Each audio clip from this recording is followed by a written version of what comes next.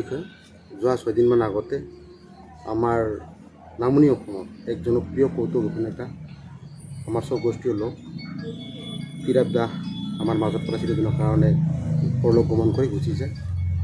তো এই ক্ষেত্ৰত আমাৰ প্ৰজাতি জনগোষ্ঠীৰ এক অপূৰণীয় ক্ষতি বুলি মই ভাবোঁ।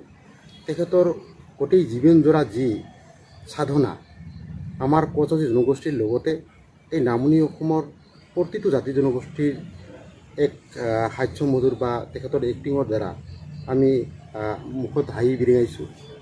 আৰু তেখেতে বহুত কষ্ট কৰি হ'লেও তেখেতৰ যি প্ৰতিভা ৰাইজৰ আগত দাঙি ধৰিছে আৰু ৰাইজে তেখেতক আদৰি লৈছে। আৰু চাওক সঁচাকৈ খুব দুখৰ বিষয়, আমাৰ প্ৰজাতি জনগোষ্ঠীৰ যি সংস্কৃতিৰ পথাৰখনত এক অপূৰণীয় ক্ষতি। আৰু তেখেতৰ যি সৃষ্টি, এই সৃষ্টিক আমি নিশ্চয় চিৰদিন সন্মান কৰিবই লাগিব।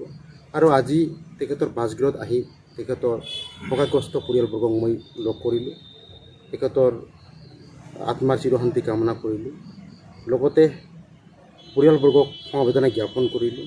ময়ো ভগৱানৰ ওচৰত প্ৰাৰ্থনা কৰিছোঁ তেখেতৰ যে বিদেহী আত্মা চিৰশান্তি লাভ কৰে, বৈকুণ্ঠ ধাম লাভ কৰে, আৰু যাতে তেখেতৰ নিচিনা আৰু কৌতুক অভিনেতা বা ভাল এনেকুৱা সংস্কৃতি প্ৰেমী ব্যক্তি আমাৰ সমাজত পঠাই দিয়ে, তাকে ভগৱানৰ ওচৰত প্ৰাৰ্থনা কৰোঁ।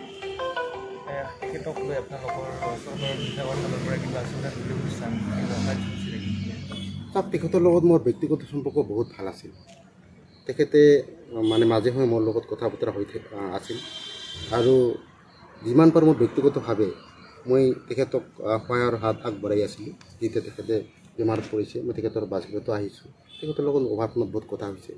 আৰু চাওক এনে ব্যক্তিৰ যি সৃষ্টি, এই সৃষ্টিৰাজিক সন্মান জনোৱা বা চিৰযুগমীয়া কৰি ৰখা আমাৰ প্ৰত্যেকজন ব্যক্তিৰ দায়িত্ব আৰু কৰ্তব্য আছে।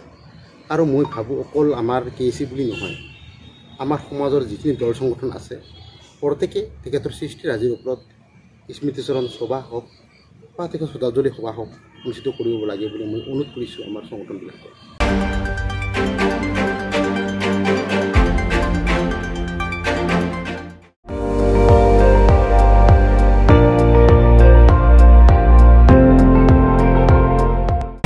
আপুনি চাই আছে ND24, সৰ্বশ্ৰেষ্ঠ নহয় সৰ্বোত্তমৰ দৌৰত।